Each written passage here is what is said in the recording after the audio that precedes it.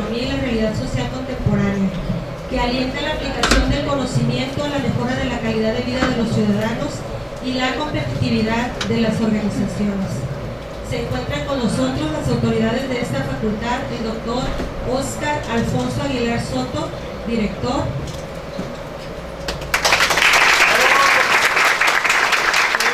Doctor César Ramón Aguilar Soto, secretario académico.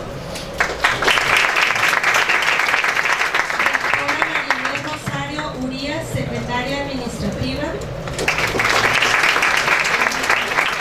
Doctora Jessica Yanet Soto Beltrán, coordinadora de investigación o posgrado. Durante más de 2 décadas, el acuerdo de suspensión del tomate permitió regular y dar certidumbre al acceso del tomate mexicano a los Estados Unidos, en un mercado con una creciente demanda. Ofreció además a los consumidores estadounidenses y a las industrias que utilizaban al tomate como insumo a llegarse a una mayor variedad de tomates, de mejor calidad y a precios competitivos. Con el anuncio de una posible terminación de dicho acuerdo, se abrió un grave riesgo para el sector exportador por su impacto en producción y empleo. Sin duda, un tema de coyuntura económico nacional y regional.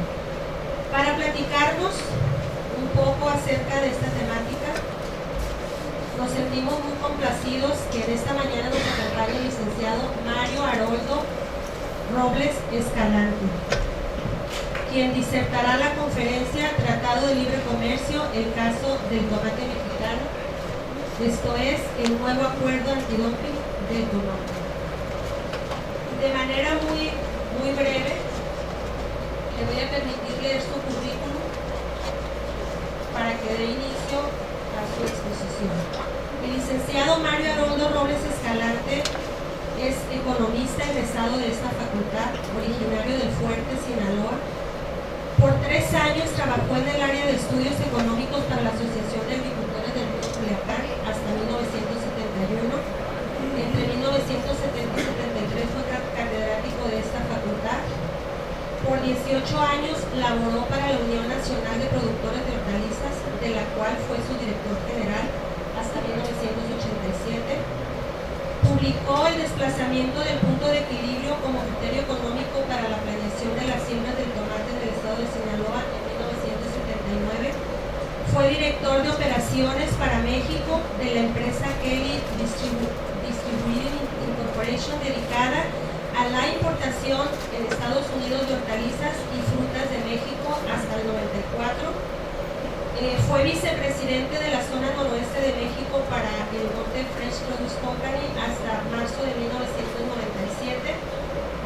Ha sido asesor de la Asociación de Productores de Uva de Mesa de Hermosillo y consultor de diversas empresas agrícolas del gobierno del estado de Sonora. Secretario técnico de diversas misiones comerciales y de observación tecnológica a países como Estados Unidos, Canadá e Israel para la transferencia de tecnología en la producción de hortalizas de Sinaloa. Actualmente es secretario técnico de la Comisión del Dumping encargada de renegociar el acuerdo de suspensión antidumping al tomate mexicano con el gobierno de Estados Unidos que actualmente está en vigor. Desde 1997 ocupó el cargo de director de la Comisión para la Investigación y Defensa de las Hortalizas de Sinaloa en CADES. Simultáneamente fue director de Expoagro Sinaloa entre el 2001 y el 2002. Es miembro acreditado por CADES y el CNA para el 4 de junio en las negociaciones del TLCAN entre México y Estados Unidos 2017-2018. Y finalmente les comento que obtuvo el premio de la Facultad de Economía de esta universidad de la distinción de egresados y del Colegio de Economistas como economista del año en el 2017.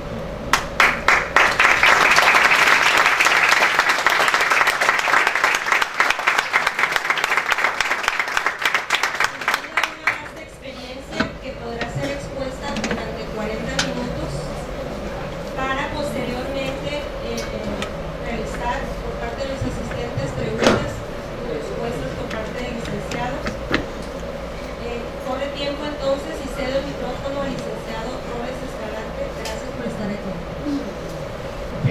gracias, agradezco mucho la economía y ciencias sociales de Sinaloa, a su director general, a los maestros que hoy asisten a esta plática, a esta charla, a todos ustedes, a los alumnos, a los que creo que les va a servir de alguna forma tener un mayor conocimiento de un tema que es muy importante para la economía de Sinaloa.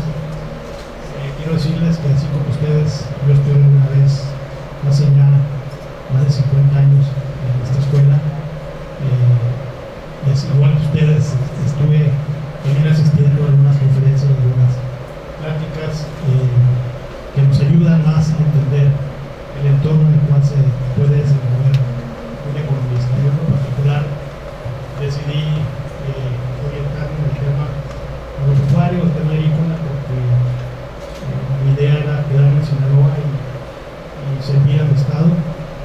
Tuve cargos donde tuve una representación o una obligación nacional. Me tocó pues atender problemáticas de otros productos agrícolas en otros estados de la República. Pero este tema que el día de hoy voy a tratar de transmitirles a ustedes es un tema que a mí en lo personal me llamó mucho la atención desde que era estudiante y lo he venido siguiendo por los diferentes cargos que he venido ocupando a lo largo de mi vida profesional, que no ha sido corta, pero bueno, uno generando experiencias. Y quiero iniciar diciéndoles que el tema original de la plática era hubo una confusión ahí que tenía que ver algo con el Telecán. La verdad no, o sea, el Telecán es una cosa completamente diferente. Este tema del tomate no tiene nada que ver con el Telecán, de alguna forma sí, porque finalmente son exportaciones, pero cuando nos referimos específicamente al tema dumping, el Telecán hay el reconocimiento de los países de que el comercio debe ser no solamente libre, sino que debe ser justo.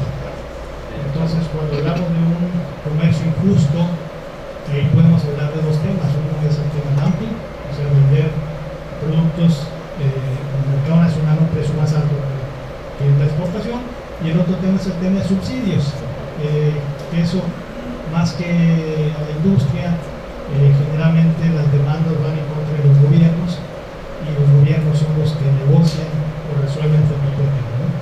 Pero particularmente en el caso del tomate tenemos un tema de dumping que voy a empezar a platicar. ¿Cómo empezó todo esto?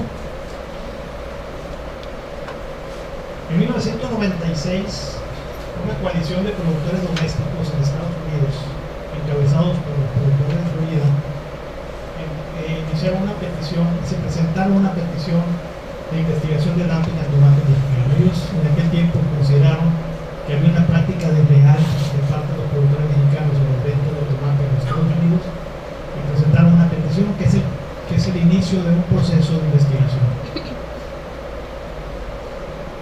Pero vámonos centrando para entender qué es el dumping.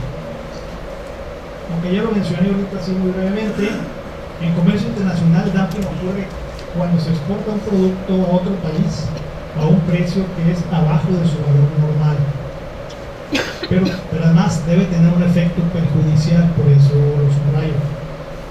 El valor normal del producto es el valor del producto cuando se vende en el mercado nacional o un precio basado en el costo de producción más su margen de ganancia, que se conoce como valor construido. El valor construido y el precio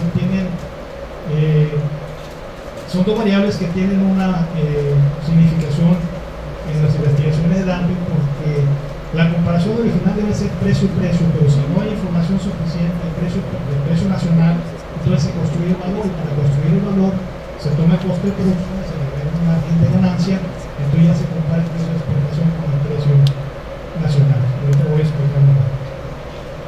Un dumping positivo con daño o amenaza de daño tiene como consecuencia un arancel antidumping. Un Un arancel es un impuesto que se paga al momento de la exportación. En el caso de las investigaciones antidumping, el término correcto no es arancel, es cuota compensatoria, pero por práctica común lo hemos denominado arancel porque así lo entiende la gran mayoría de la gente, pero en términos técnicos es una cuota compensatoria. Entonces, un arancel o una cuota compensatoria es una tarifa proteccionista que un gobierno doméstico impone a las importaciones foráneas cuando cree que son vendidas por debajo del valor justo del mercado, ¿no? Eso de que cree que son vendidas, pues se tiene que demostrar a través de un proceso de investigación que ahorita vamos a explicar. ¿Cuáles son los elementos entonces para una investigación de dumping?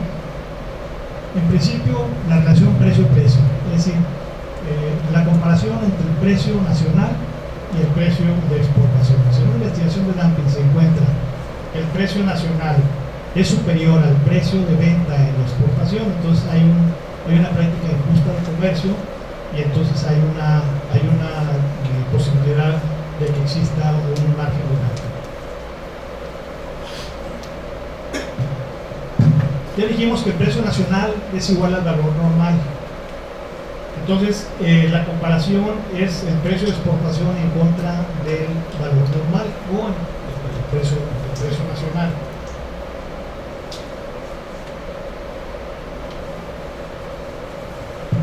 Si no hay información suficiente en el mercado nacional de las ventas, entonces hay otra manera de comparar, que es el valor normal, o sea,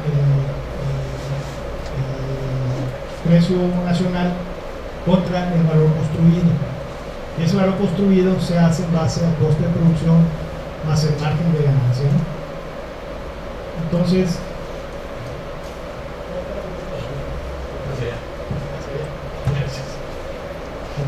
el valor construido es el margen de producción, pero el coste de producción más pues el margen de ganancia. Cuando hacemos la comparación entre precio nacional y precio de exportación, lo voy a poner en un lenguaje que entienden los economistas, ¿no? Creo que lo van a entender ustedes. Aquí tenemos los ejes de Y, eje X, y tenemos entonces lo que sería el precio nacional en la parte más alta de lo que es el precio de exportación. Entonces ahí tenemos una práctica de comercio en materia de comercio internacional, que es una práctica de diálogo injusta.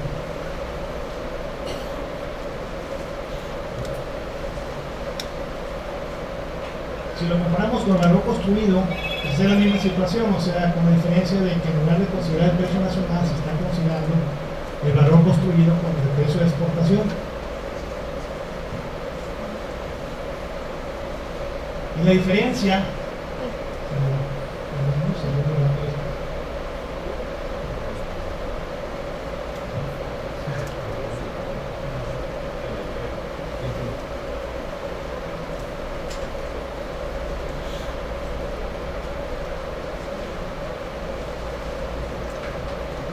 tenemos el de coste de producción más el margen de utilidad y que es valor construido como el precio de exportación. Y en este caso, esa diferencia se conoce como margen de dumping. Cuando encontramos esa diferencia, el término con el que se conoce, pues es el margen, ¿no?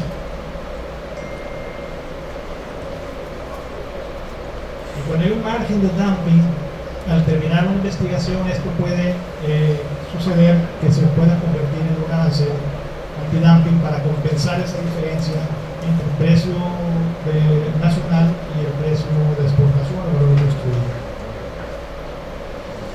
Una investigación de dumping tiene sus plazos, ¿no? No es nada más el hecho de que se solicite una investigación y ya tenemos un dumping, sino que tiene que cumplirse diferentes requisitos, tiene que cumplirse diferentes plazos. En este diagrama se ven chiquitas las letras, vamos a dividirlo por la mitad, digamos, de la margen izquierda, corresponde a un tipo de investigación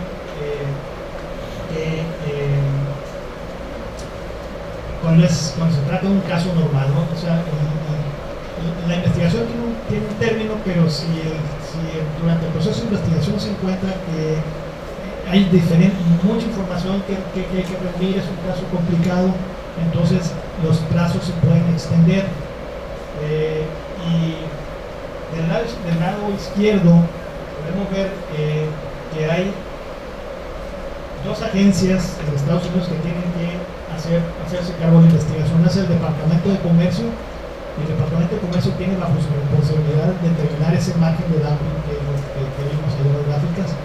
Y por otro lado está la Comisión de Comercio Internacional, que tiene la responsabilidad de determinar si hay daño o amenaza de daño a la industria nacional con el margen de dumping que se haya encontrado en el proceso de investigación. Los plazos son, digamos, para una determinación preliminar puede llevar hasta 160 días, y para poder terminar un caso de dumping en un caso normal se puede llevar hasta 340 días, y en un caso complicado hasta 390 días. O sea, no es una investigación fácil, pues. Esto lleva tiempo, lleva plazo, ¿no? Si lo ponemos así en forma más resumida, diríamos que hay un proceso donde inicia la investigación, hay un proceso de determinación preliminar por parte de la Comisión de Comercio Internacional en términos de daño. Si la Comisión de Comercio Internacional en su etapa preliminar dice, bueno, si hay daño o si hay amenaza de daño, entonces la investigación continúa el Departamento de Comercio, y el Departamento de Comercio tiene que dar una determinación preliminar de cuál va a ser el margen de dumping. Una vez conocida la determinación preliminar, sigue el proceso y se da una determinación final. O sea, una vez que se conoce la determinación preliminar, el Departamento de Comercio tiene que verificar toda la información en un proceso y dar su determinación final de margen de dumping.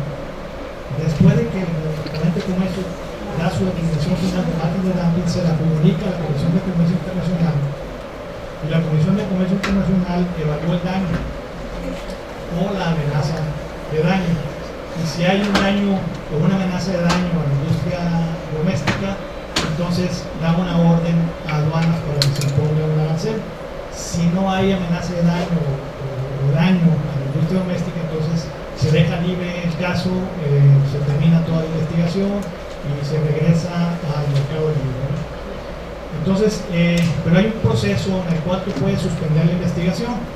Suspender la investigación significa de que si tú, digamos, con la información disponible,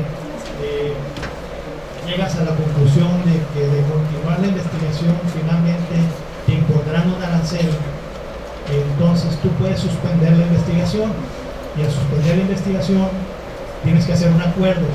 Por eso la plática se llamaba al principio acuerdo de suspensión, porque el acuerdo lo que hace es que suspende la investigación en su etapa preliminar, lo pone freeze, como me dicen los nietos de barras de control, le dicen freeze, entonces así se queda la investigación y no sigue su curso, pero entonces te pone condiciones bajo las cuales vas a poder seguir exportando productos en ese mercado, y esas condiciones las vamos a ver un poquito más tarde. Entonces el plazo para poder tener una determinación, es decir, para poder suspender la investigación, es antes de conocer la determinación final del Departamento de Comercio, que puede ser, si hay un plazo determinado que sea, no sé, el 20 de septiembre, pues tendría que ser el 19 de septiembre antes de las 12 de la noche. Y así son los plazos, o sea, tú puedes firmar un acuerdo 5 minutos antes de las 12, ¿no? Y ya suspende la investigación, y hasta ahí se queda congelada.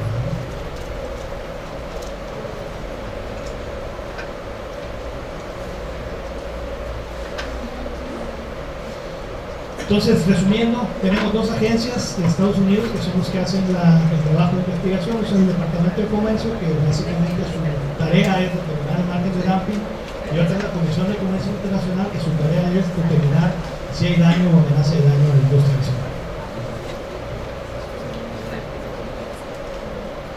¿Qué pasó entonces en 1996? A petición de la industria doméstica de Estados Unidos, llámese Florida, se realizó una investigación de dumping al tomate mexicano. Sobre todo la investigación del 96 fue de que tuvimos una determinación preliminar por operativa con el Departamento de Comercio con un margen de dumping de 7.56%. Ese margen podría haberse convertido en un arancel negativo, pero lo suspendimos la investigación con un acuerdo antes de conocer la determinación final, y ese acuerdo tenía el objetivo de prevenir la supresión y la discriminación de los precios en el mercado, ¿no? O sea, evitar esas prácticas injustas y ilegales. Y el acuerdo tiene que ser realizado de manera obligatoria cada 5 años, bajo las reglas de la OMC y bajo la propia ley antidumping de los Estados Unidos. Entonces, el acuerdo lo renovamos en el 2002 con casi ninguna concesión, lo renovamos en el 2008 con una concesión de incremento de los precios, lo renovamos en el 2013 con una concesión donde abrimos varios precios para diferentes tipos y métodos de producción. Un precio tenía lo que era todos los tomates que se producen a campo abierto, otro precio para todos los tomates de invernadero y otro precio para todos los tomates de especialidad.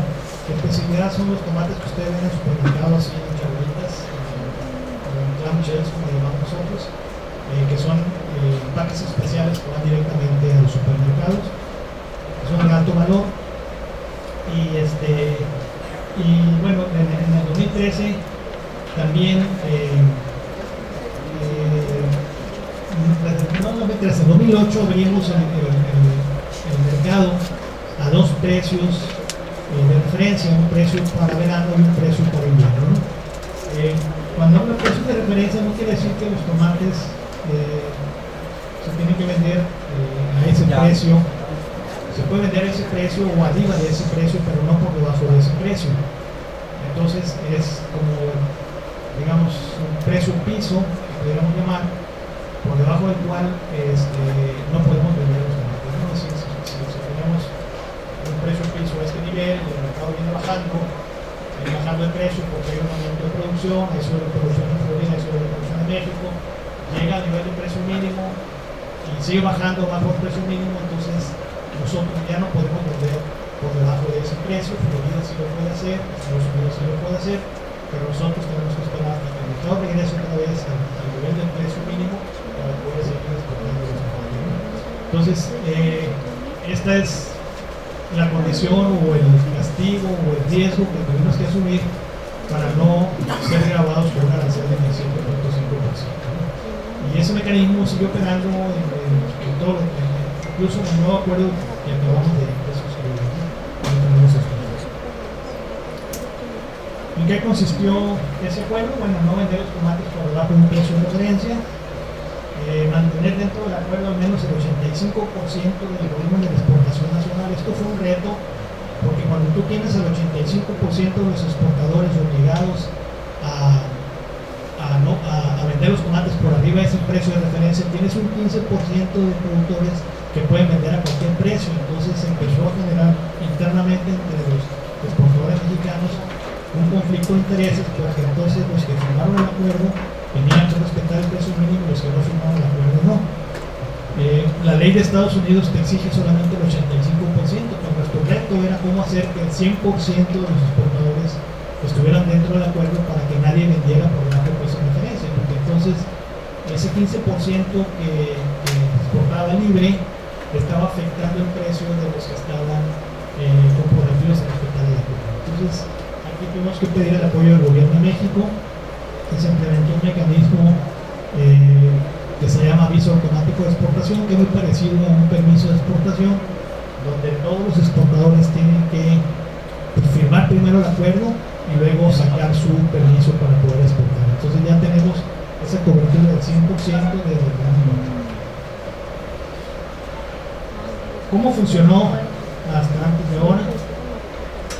A finales de los 80s y principios de los 90s hubo una revolución tecnológica a nivel mundial en la producción de tomate. Esto empezó en la Universidad de Cornell, en donde se descubrió un gen que es el responsable de la maduración del tomate. Entonces, esa tecnología pasó rápidamente a Israel. Nosotros tuvimos acercamientos con la Universidad de Cornell en aquel tiempo, pero como éramos la competencia competencia con la gente de Florida, no tuvimos mucho acceso a la información y a los materiales que se estaban generando con ese gen que evita que los tomates maduren rápidamente. Entonces, sabiendo que esto estaba ya siendo desarrollado en Israel, entonces acudimos a la Universidad Hebrea y al Instituto Volcán de Israel para que nos desarrollaran materiales que tuvieran esa característica de larga vida, en la que ese término que usamos, o sea, larga vida útil. Si un tomate regular, normalmente te puede durar una semana en el mercado, pero un tomate de larga vida te puede durar 3 semanas en el mercado, y eso hace una gran diferencia en términos de comercialización, en términos de precio, en términos de distribución. No puede llegar mucho más lejos con esos tomates. Por ejemplo, antes de esta revolución tecnológica, nosotros no podíamos llegar al mercado de Nueva York, porque de aquí a Nogales pues es un día de tránsito, otro día entre la descarga y la venta y demás son 2 días, y luego tienes 5 días o 6 días para llegar a Nueva York, si no está nevado en las carreteras, que te podría durar 8 o 10 días. Entonces estos tomates ya cuando llegaban al mercado de Nueva York ya llegaban no en condiciones para ser vendidos apropiadamente. Entonces, cuando empezamos a usar estas variedades de larga vida de anaquel, entonces ya con toda confianza podíamos llegar a mercados más distantes, y eso lógicamente significó una competencia muy fuerte para los productores de Florida, porque su mercado natural pues es el este del río Mississippi, o sea, digamos una línea vertical desde Chicago hasta el Golfo de California, el Golfo de México, y todos esos mercados son mercados del este que están más pegados a Florida, y nosotros exportamos por lugares que nos conectan a través del mercado del oeste. Pero ya cuando tenemos estas variedades de mucho mejor condición, más firmeza, más larga vida, mucho mejor sabor, entonces empezamos a llegar a mercados más alejados, a donde antes no llegábamos, y empezamos a hacer una competencia muy fuerte a los tomates de Florida. Por aquel tiempo se firma el TEDECAN en 1994 y se liberan aranceles y obstáculos a la importación. Las hortalizas frescas no tenían grandes aranceles, pero teníamos obstáculos para importar. Por ejemplo, no podíamos importar equipo de riego por goteo. ¿Por qué? Porque alguien fabricaba equipo de riego por goteo en México, entonces había que pedir un permiso a la Secretaría de Economía para que nos pudieran dejar importar los equipos de riego por goteo. Es decir, a donde voy es a que la tecnología no fluía tan rápidamente como fluye ahora.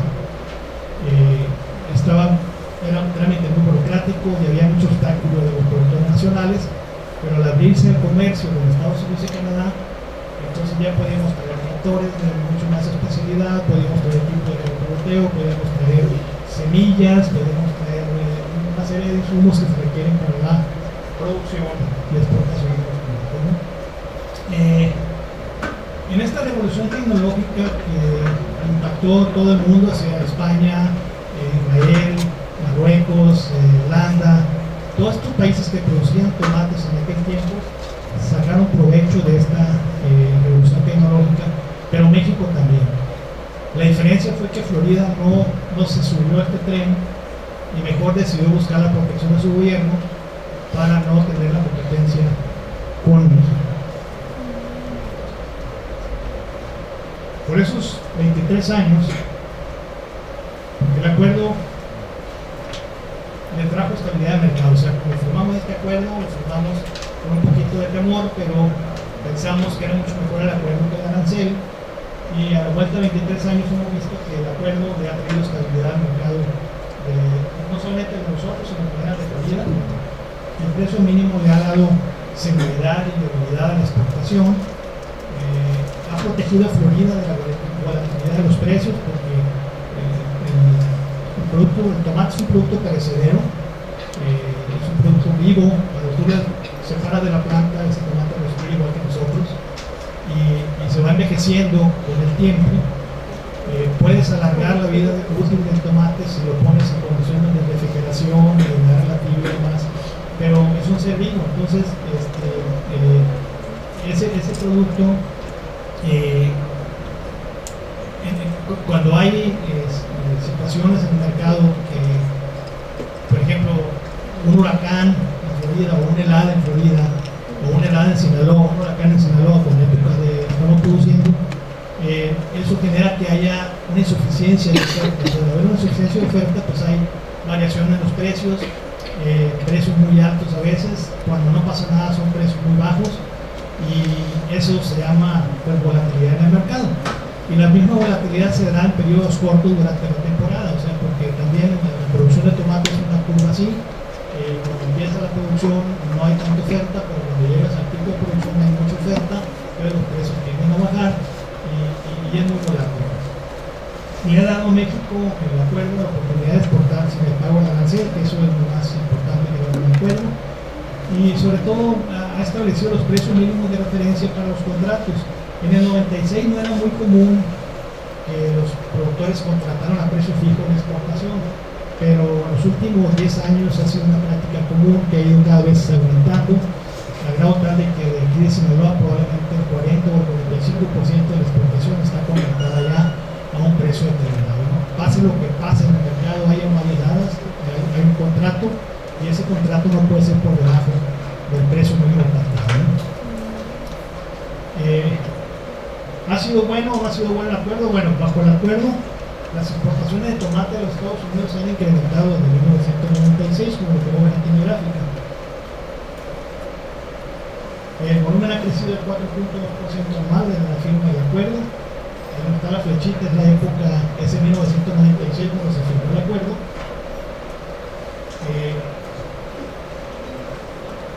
Las exportaciones se han más que duplicado de 1996. En 96 exportábamos 1.500 millones de libras, ahorita estamos exportando 3.600 millones de libras, así casi hemos más que duplicado pues, la exportación de tomate en esos 23 años del acuerdo. El valor de la exportación, por otro lado, ha crecido, se ha triplicado. Hemos crecido a una tasa más o menos del 7.2% anual en el valor. Y en el 96, cuando firmamos el primer acuerdo, exportábamos 613 millones de dólares. Y en el 2018, 1.900 millones de dólares. Ya para la última cifra, 2019 ya anualizada, andamos alrededor de 2.140 millones de dólares en el caso de tomate, ¿no? Si tienen una comparación, ustedes habrán oído hablar mucho del boom del aguacate. Bueno, la exportación de aguacate vale más o menos unos 2.000 millones de dólares. Y el boom de las berries, también las berries, la exportación mexicana anda alrededor de 2.100 millones de dólares. Entonces andamos tomates, aguacates y berries más o menos en el mismo lugar. Entonces, donde quiero llegar con esto es que quizá si no se hubiera firmado el acuerdo, con el arancel hubiéramos tenido en los últimos 26 años este crecimiento tan fuerte que ha tenido la producción de México, ¿no? Una por la incorporación de tecnologías, sobre todo los tomates de aquel, pero también la producción bajo cubierta, sobre todo en la agricultura protegida, invernaderos pues. En 1996-98 todavía no había invernaderos en México de manera significativa. El último dato que tenemos ahí lo puedo recibir de la Asociación de Agricultura Protegida dice que en el 2003 había en México 234 hectáreas de invernadero y en el 2018 hay 50.000 hectáreas de invernadero. Eso les da la idea de qué tan rápido ha sido la asimilación de tecnología en México. Estos 50.000 hectáreas son de todos los tipos de productos, tomate, chiles, flores, etc., ¿no? Pero de esos, alrededor de 17.000 o casi 20.000 hectáreas son de tomate de invernadero. Entonces, el poder producir tomate bajo condiciones de invernadero, ¿qué le ha traído a México? Primero, un incremento muy significativo en los rendimientos por hectárea. Un tomate de campo abierto producía alrededor de 4.000 o 5.000 cajas por hectárea en promedio para exportación. Pero un tomate en invernadero, si es una sombra como lo tenemos en Sinaloa, nos puede dar hasta 18.000 cajas por hectárea. Y si es un invernadero de alta tecnología como lo que existe en el centro del país, te puede dar hasta 50.000 cajas por hectárea. Entonces, de ese nivel es la capacidad de producción que tenemos en México. Y la forma como México supo asimilar esa revolución tecnológica que se ve en la producción de tomates, y en la producción de tomates bajo condiciones protegidas sobre invernaderos.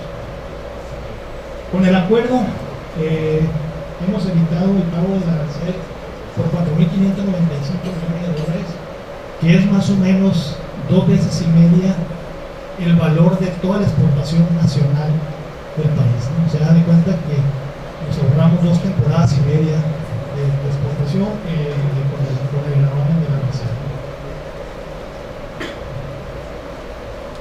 ¿Dónde estamos ahora? Llegó el 2018 y teníamos que entrar en el proceso de una revisión obligatoria del acuerdo o un nuevo acuerdo, ¿no? Entonces, como siempre sucede en todas las empresas, llega un momento en que entras en una etapa de crisis y no sabes a dónde jalar, y habría que tomar alguna decisión, hacer alguna evaluación, estudios, números, datos, sensibilidad, etcétera, para poder definir qué era lo que más convenía a la industria.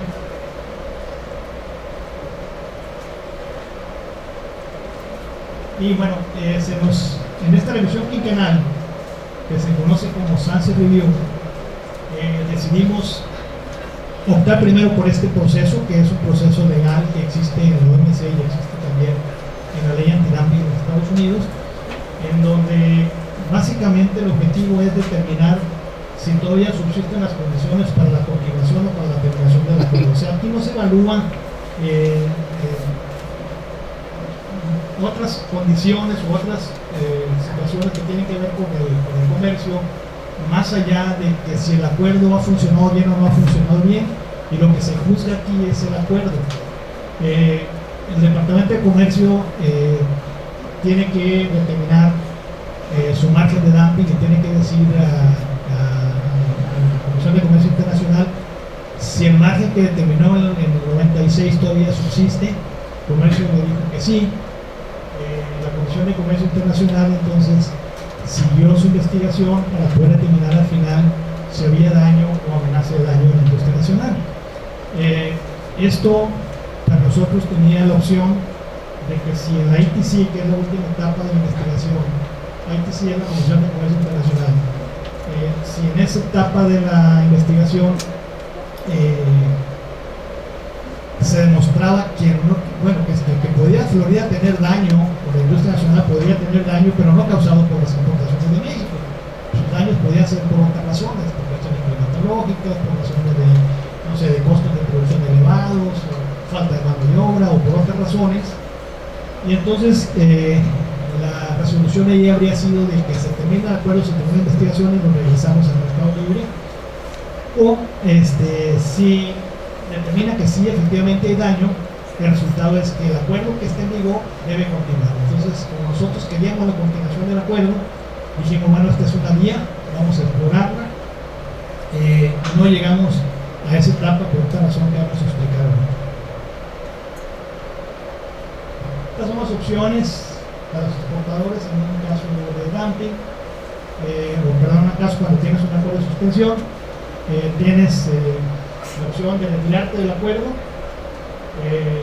puedes renegociar un acuerdo y puedes llegar a un nuevo acuerdo, pero si te retiras, se tiene que reactivar la investigación donde se quedó freeze, donde se quedó suspendida en el 96. Tienes que empezar a depositar en la aduana el monto del 17.5% resultado de la investigación del 96 como una garantía hasta que no tengas un resultado final de la investigación. Aquí puedes ganar el ITC o puedes perder el ITC. Si ganas el ITC, que si no hay daño en la etapa final, vas al mercado libre, pero si pierdes, entonces te imponen el arancel, ¿no? Esa es una ruta. La otra ruta era la del Sunset, que es donde decidimos iniciar por este lado. Teníamos la opción de ganar el ITC o perder el ITC. Si ganamos el ITC, pues seguíamos el mercado libre, y si perdemos el ITC, pues continuaría el acuerdo. Nosotros lo que queríamos era que el acuerdo continuara, pues decidimos entrarle primero por esta ruta.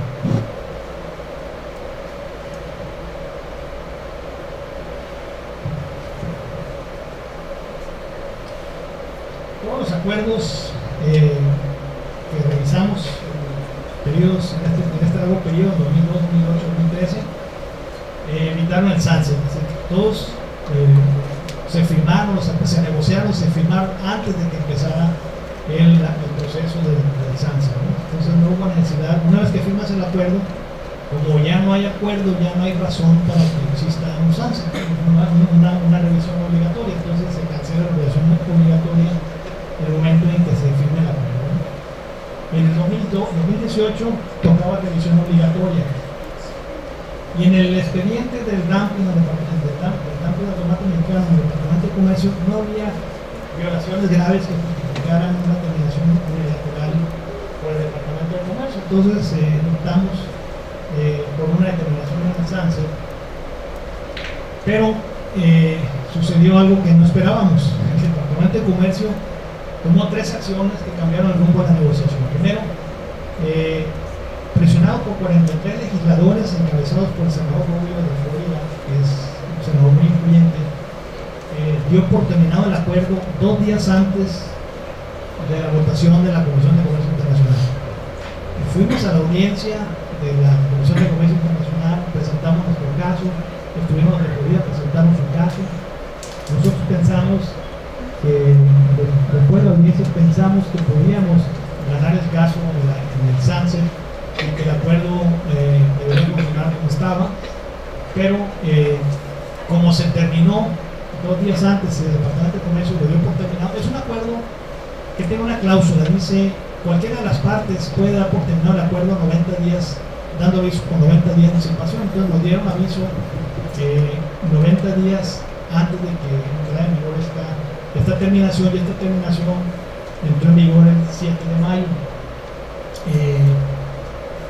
El 7 de mayo, el 9 de mayo, la Comisión de Comercio Internacional debía haber dado su voto en relación al sunset, y como se terminó el acuerdo, entonces ya no hubo posibilidad de tener una solución a través del sunset, ¿no? Entonces, la otra consecuencia del retiro por parte del Departamento de Comercio es que se reactiva la investigación donde se quedó, y para poder dar su determinación final, entonces el Departamento de Comercio determinó que no usaría los datos del 96, porque eran datos ya muy viejos, y quería una investigación nueva. Seleccionó a 3 productores, uno de Sinaloa, uno de Jalisco y otro de California, para hacer la investigación y obtener los datos, y dio a conocer posteriormente un margen de datos que ahorita vamos a dar a conocer. Pero al reactivarse la investigación, se dieron instrucciones a la aduana para exigir los depósitos en efectivo por el monto de la reserva determinada de forma preliminar. Entonces nosotros estuvimos pagando un depósito a la aduana desde mayo hasta que terminó la temporada, y es algo que todavía sigue en vigor hasta el tanto en vigor el acuerdo, que significó pues un desembolso muy importante para los exportadores mexicanos, ¿no? Con el retiro del Departamento de Comercio, pues se cancela el acuerdo anterior, y en la ausencia de un nuevo acuerdo, el Departamento de Comercio y la Comisión de Comercio Internacional tienen que dar su determinación final sobre el margen de dumping y sobre daño, ¿no? Si hay daño, ya dijimos, se emite una orden de dumping al CBP, que es la aduana americana, y se hacen efectivos los depósitos. Y si no hay daño, pues se termina la investigación, se termina el dumping y se regresa al mercado libre, ¿no? ¿Qué pasó en esta investigación nueva?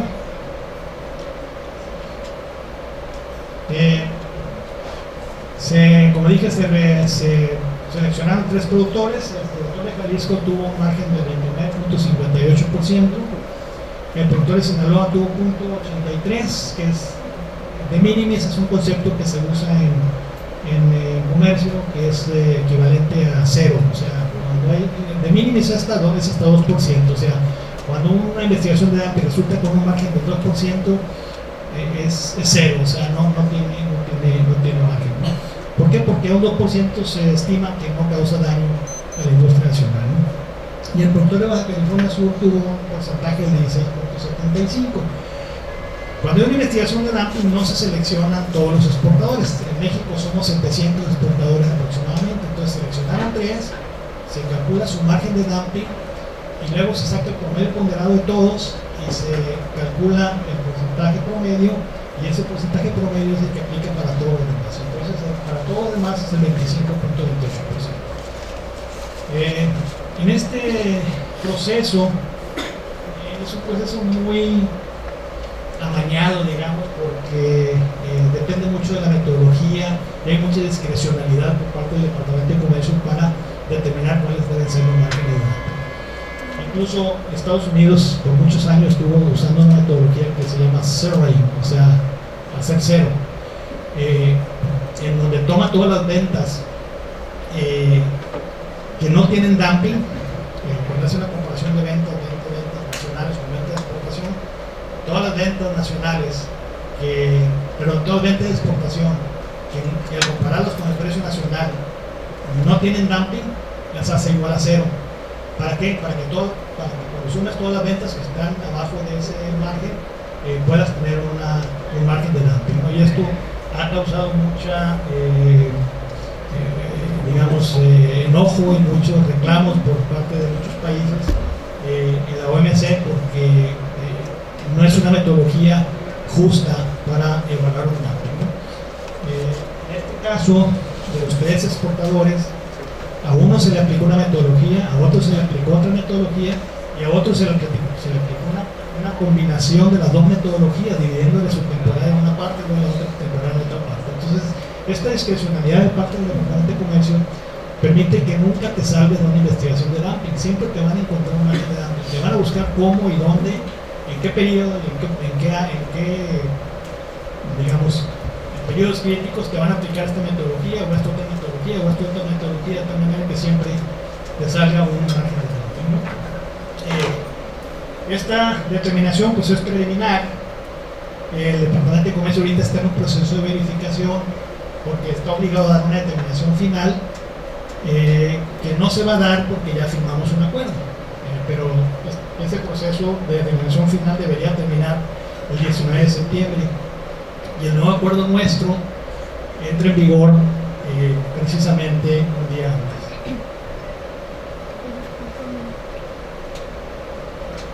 Entonces, para evitar la determinación final de comercio, el único recurso válido es un acuerdo nuevo.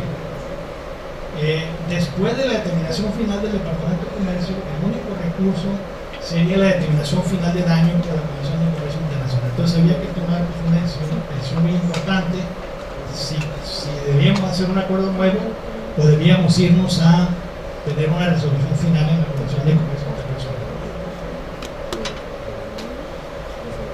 Dos opciones radicales y pues una decisión trascendente, porque esta decisión pues una decisión delicada que se tuvo que consensar muy bien con no solamente los miembros de CADES, que somos los de Sinaloa, sino que con los miembros de la Asociación Mexicana de Horticultura Protegida, que son muy fuertes, muy grandes, con los productores de Baja California, con los productores de Sur de Sonora, que son los que representamos más o menos el 100% de la exportación, bueno, no el 100, pero sí arriba del 90% de la exportación nacional.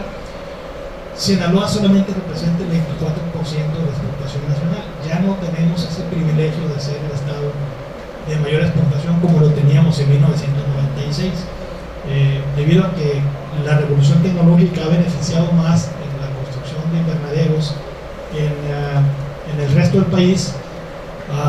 Prácticamente todos los estados de la República tienen producción de invernadero ya.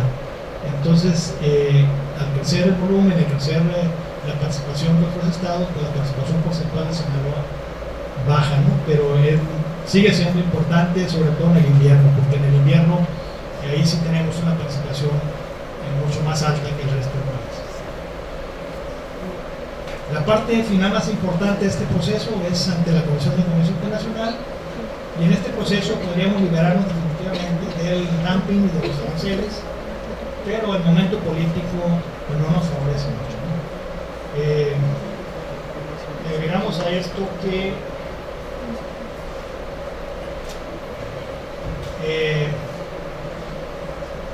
por 25 años después de que se firmó NAFTA, la balanza comercial agropecuaria de México en Estados Unidos había sido negativa para México. O sea, nosotros estábamos importando mucho más de lo que estábamos exportando. Y de Estados Unidos importamos muchos granos, maíz, que se produce aquí en Sinaloa, soya, sorgo, trigo, carne de puerco, carne de pollo, leche en polvo,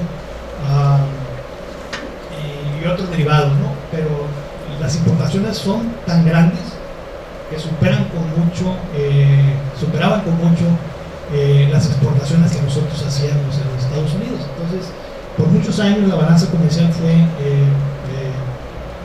negativa para México y era una bonanza para Estados Unidos, pero ya a partir del 2014-2015 el saldo de la balanza comercial agropecuaria se vuelve positiva para México, y eso es gracias a las exportaciones de hortalizas, a las exportaciones de aguacate, a las exportaciones de berries y a la exportación de algunos productos agropecuarios, derivados de productos agropecuarios como el tequila, la cerveza, que son valores muy fuertes en el valor de la exportación. Entonces, le sumamos un ambiente negativo, una percepción en Estados Unidos acerca de México negativa, le sumamos este problema de tipo comercial que tiene que ver con saldos negativos para ellos a partir de 2015, y bueno, las presiones fueron muy fuertes, ¿no?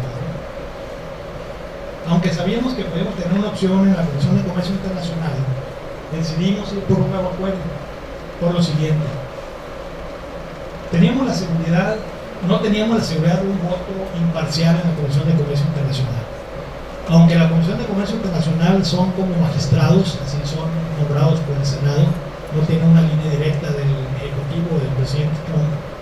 La verdad es que el ambiente proteccionista que priva en el comercio dentro de los Estados Unidos no nos era muy favorable, y no teníamos la seguridad de tener un voto favorable en la ITC. Son 6 miembros y ocupamos el voto de 4. Es mucho lo que estaba en juego en términos de empleo, de rama económica, divisa, ¿no? Donde se produce tomate se genera mucho empleo en el campo y empleo en el empaque.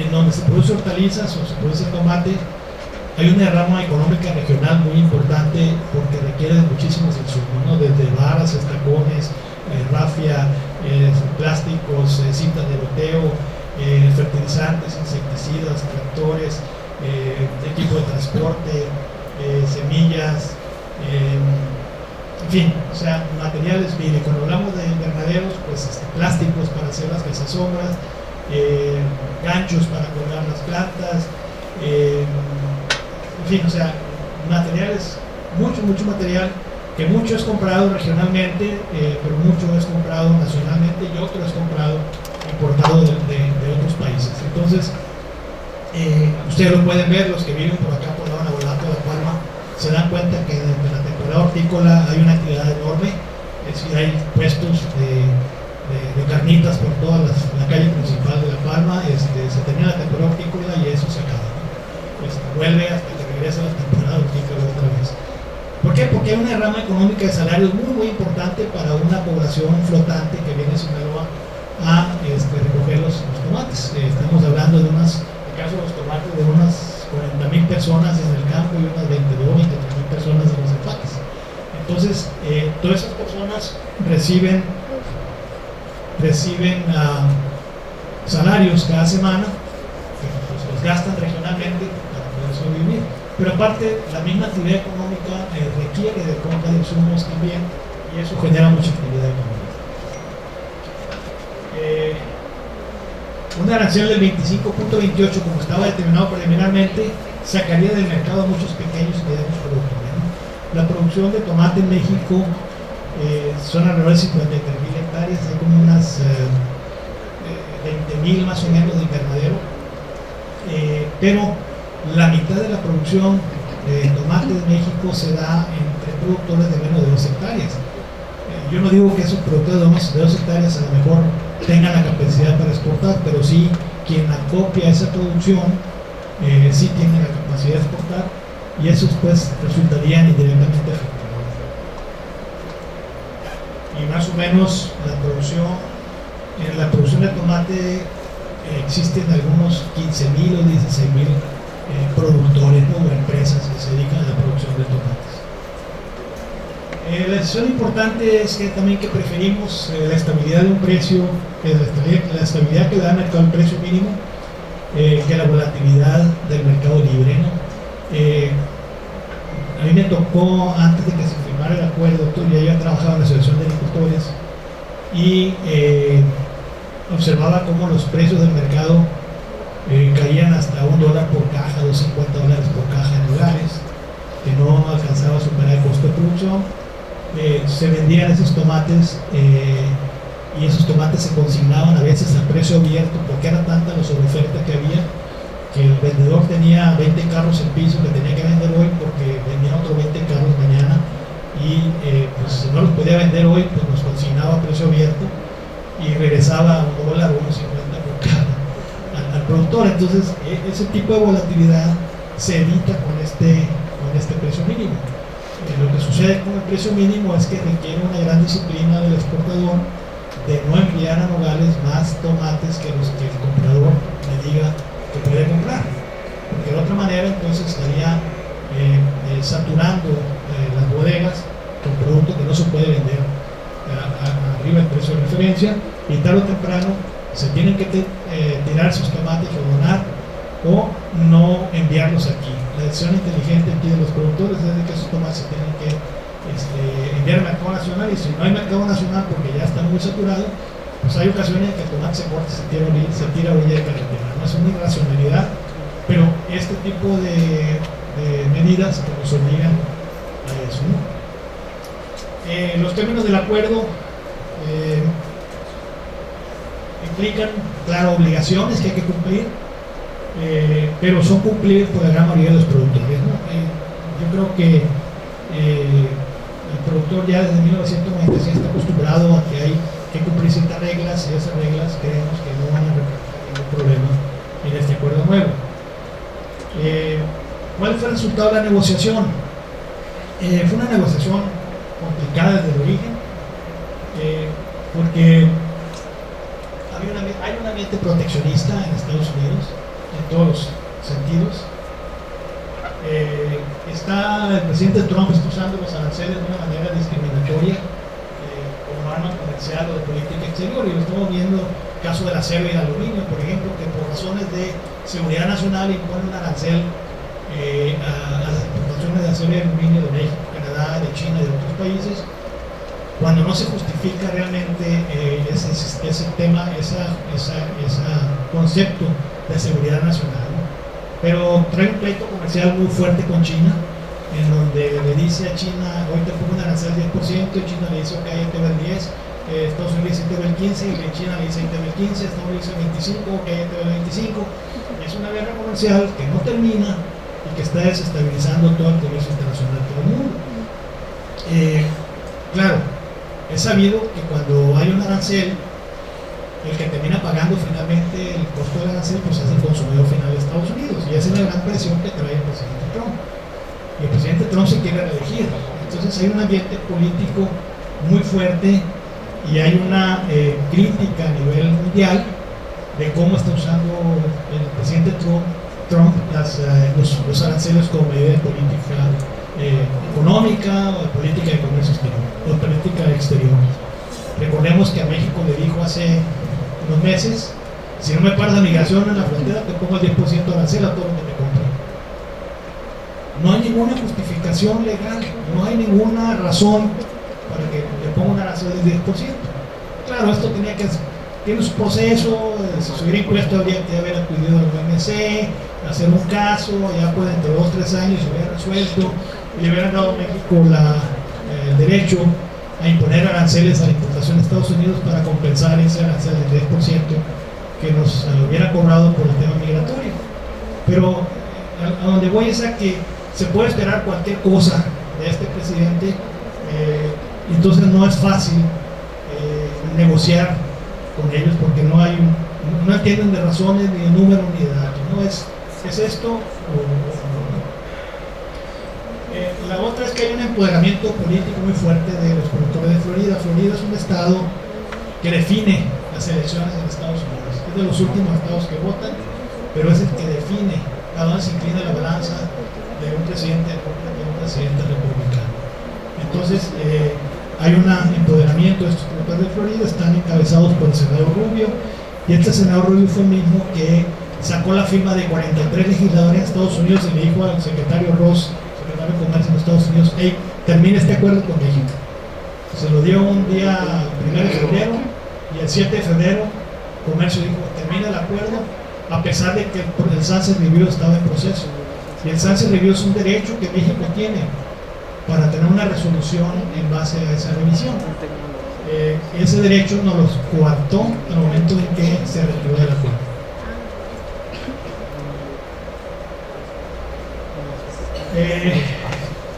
Una nueva investigación criminal en dumping. Tenemos una investigación nueva que está en proceso por el 25%, y ese 25% es superior al 17.5%.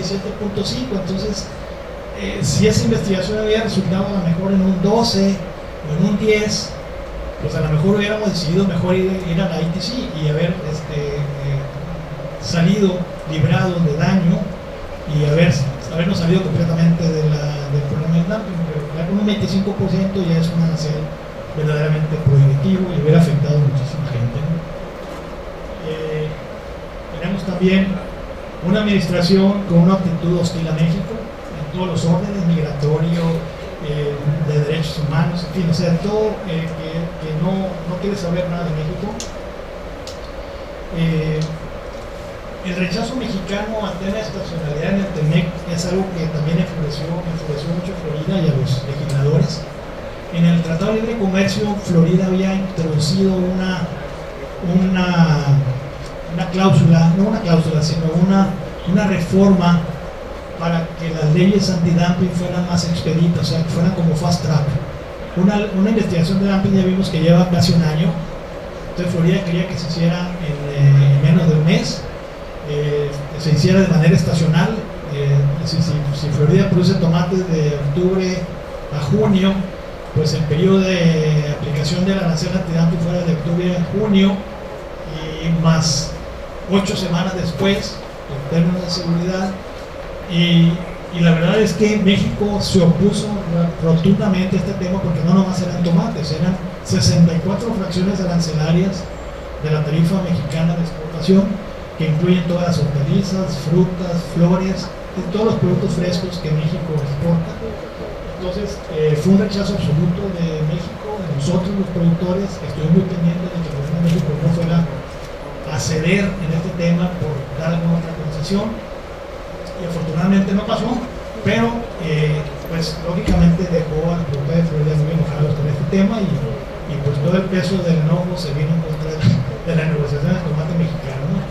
Y por otro lado, cuando tienes una negociación, cuando te sientas a negociar con alguien, pues tienes que tener pesos y contrapesos. Es decir, si no tienes contrapesos que te den cierto poder para negociar sobre la otra persona, pues estás en una posición muy débil, y si quieres llegar a un acuerdo, tienes que aceptar cosas que a lo mejor no te convienen, no son tan convenientes, pero con tal de llegar a un acuerdo, pues lo tienes que aceptar.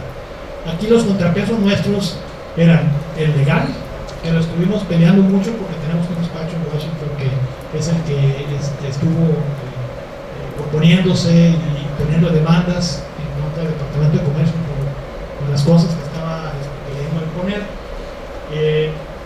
Luego, la otra parte son los productores domésticos de Estados Unidos que le exportan a México, que en teoría son amigos. Durante la negociación del Tratado de Libre Comercio funcionó muy bien. ¿Por qué? Porque veían realmente un riesgo a los productores domésticos de Estados Unidos, si se aprobaba el Tratado de Libre Comercio, de que México les fuera a poner aranceles a la importación de los productos que ellos nos venden. Pero en el caso del tomate nunca pudimos lograr que ese mismo grupo sintiera realmente un peligro en la negociación esta por parte del gobierno mexicano. El gobierno mexicano, además, la verdad fue una posición muy tibia, muy de no lo hagas enojar, no lo ofendas, es decir, como el gatito que le tira así arrollones al león, ¿no? Tírale arrollones, pero no le pegues, ¿no? Porque si le pegas te va a comer. Entonces, realmente no tuvimos una posición sólida del gobierno mexicano en esta materia, que era un contrapeso importante, que sí lo habíamos tenido en otras administraciones. Entonces, pues entramos en una negociación así. Los tres temas más grandes del acuerdo son las inspecciones en la frontera, los ajustes de ventas y algunas categorías de precio, ¿no? Inspecciones en la frontera es un tema que trajeron casi al final de la negociación. Esta negociación duró casi 2 años. La verdad, en términos de calidad no le tenemos miedo a las inspecciones en la frontera, inspecciones de calidad. ¿Por qué? Porque la calidad del tomate mexicano es un tomate mucho mejor calidad que el tomate de Florida, y lo saben los consumidores, y lo saben todo el sistema de distribución, prefieren el tomate mexicano. Tan es así que 1 de cada 2 tomates que se comen los gringos son de México. Entonces, tenemos una gran participación en el mercado, y los grados de calidad que nosotros producimos son mucho mejores que los que produce Florida por los métodos de producción que tenemos y las variedades que usamos. Aquí el problema es la logística en el momento del cruce. O sea, las aduanas por donde se exportan, la mayor parte de los tomates son la de Tijuana, la de Nogales y la de Reynosa, y ahí se concentra casi el 90% de toda la exportación. México exporta más o menos 120,000 camiones de tomate en el año. En las épocas pico de producción va a haber un congestionamiento severo en las fronteras, porque los camiones tienen que inspeccionar uno por uno, y para una inspección el inspector se lleva alrededor de 1 hora o 1 hora y media para inspeccionar un camión de tomates. Entonces esto va a generar un caos en la frontera. Se lo hicimos ver al Departamento de Comercio. Entonces lo más que pudimos lograr es que va a haber un plazo de 6 meses que está escrito en el acuerdo, para que el Departamento de Comercio pueda ver con otras agencias de Estados Unidos cómo se puede implementar sin que esto represente un problema, un obstáculo al comercio, ¿no? Le hicimos ver al gobierno de México que este tema de inspecciones salía de nuestro ámbito, salía del ámbito de la negociación del sector privado y entrar al ámbito del gobierno. Entonces, ¿por qué? Porque se va a convertir en un obstáculo al comercio. El gobierno de México tiene de aquí a una vez que se publique el acuerdo, 6 meses para que pueda ver con Estados Unidos cómo piensa implementar este acuerdo de las inspecciones. Y si esto no está resuelto de manera que no represente un obstáculo al comercio, pues México se va a ver en la obligación de poner una medida de represalia a inspeccionar la calidad de las manzanas, de las uvas, de las peras que importamos de los Estados Unidos, de la carne, del pollo, del huevo, de la leche, el polvo, etcétera, etcétera. Debo decirles que en términos de comercio internacional la calidad no es un riesgo. Los países tienen el derecho de imponer medidas de inspección en la frontera cuando hay riesgos a la salud de las personas, de los animales o del medio ambiente, y la calidad no representa ninguno de esos 3 riesgos. Es decir, un país puede poner una restricción a una plaga fitosanitaria y tiene todo el derecho de hacerlo. O sea, una plaga que existe en México que no existe en Estados Unidos. Pueden poner una restricción, una regulación de inspección a contenido de residuos tóxicos o contenido de bacterias. ¿Por qué? Porque eso puede enfermar a las personas, pero no por temas de calidad.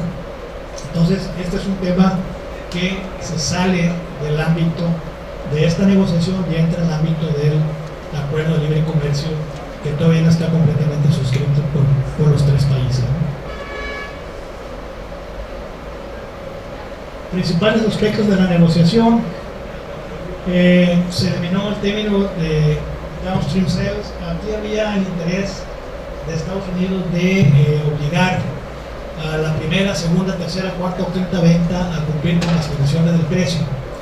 La ley antidumping no permite eso. La ley antidumping te dice que es el precio del producto vendido en la primera venta no relacionada. Así, cuando entra al comercio interestatal de los Estados Unidos y lo compra alguien que no está relacionado contigo, y entonces no puede obligar a una segunda, una tercera, una cuarta o una quinta venta a seguir los mismos precios de referencia, porque entonces cae en un concepto que es colusión, y esa colusión está castigada por la ley antimonopolio de los Estados Unidos. Entonces, ¿por qué? Porque hay un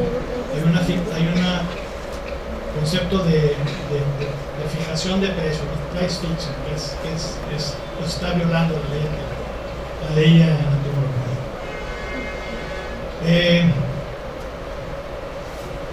Luego introdujo el término de inspección a la frontera. Ya dijimos que van a 6 meses para implementarlo. Se les otorgó el precio de verano. En el caso de los tomates tenemos dos precios, un precio de verano y un precio de invierno. Estados Unidos quería un solo precio de invierno, lo consultamos con los productores de verano y dijeron no nos importa, pónganle el mismo precio que el invierno. Se los otorgamos. Se protegió el 92% de la exportación de México son tomates bolas y tomates romas, y ahí quedó el mismo precio que teníamos en el 2013, es decir, ese precio no subió. La verdad no queríamos que subiera, solamente se concedieron aumentos de precios en productos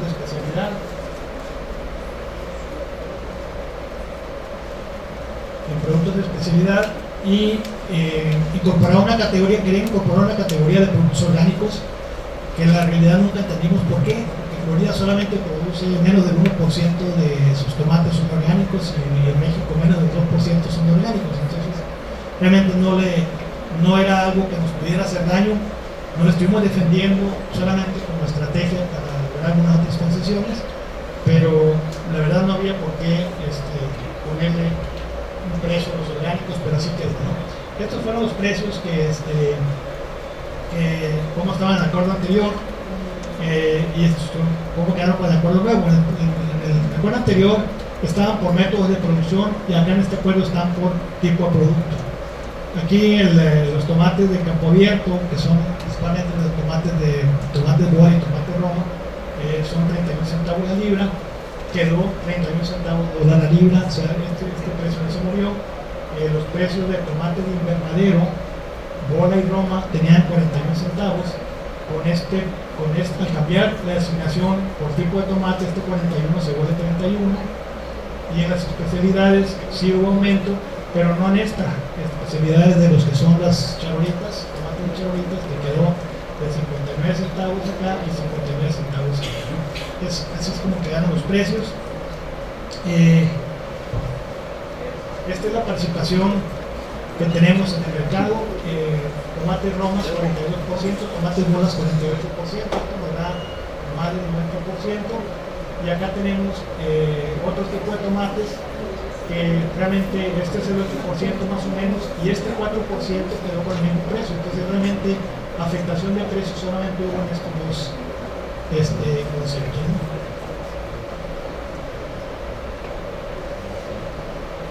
Con el nuevo acuerdo se suspende la investigación reactivada, se suspende el pago de depósitos en efectivo, se reintegran los depósitos en efectivo que se hayan hecho a la aduana, y se establecen nuevas obligaciones por los exportadores. Y este acuerdo se va a revisar otra vez de manera obligatoria hasta el 2024. Ahí está mal, dice 14/3/2024. Este acuerdo va a estar por 5 años. Los productores que hayan hecho sus depósitos de mayo a la fecha, después de 30 días de que ya quede firmado todo el acuerdo y ya quede protocolizado, van a empezar a recibir su dinero de regreso por ese 17.5% que había quedado definido en el acuerdo. La determinación final del Departamento de Comercio está programada para el 19 de septiembre, esa es la del 25.28.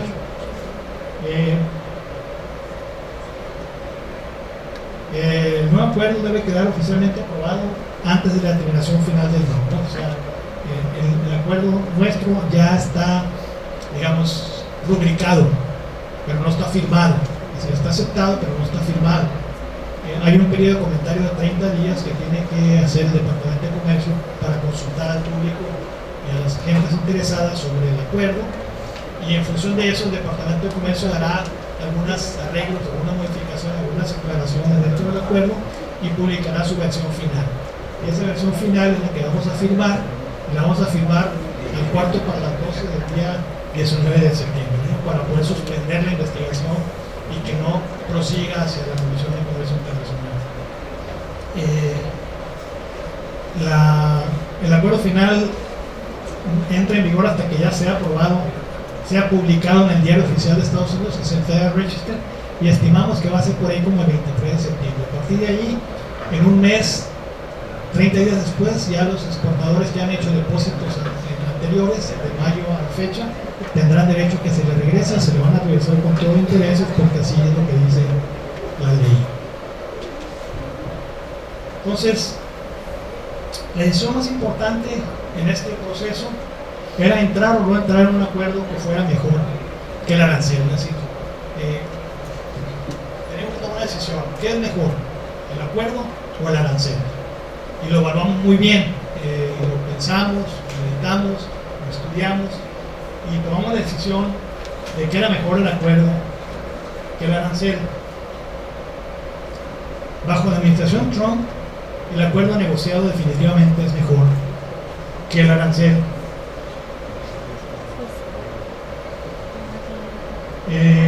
El acuerdo dará seguridad a la exportación por los próximos 5 años, nos va a traer estabilidad.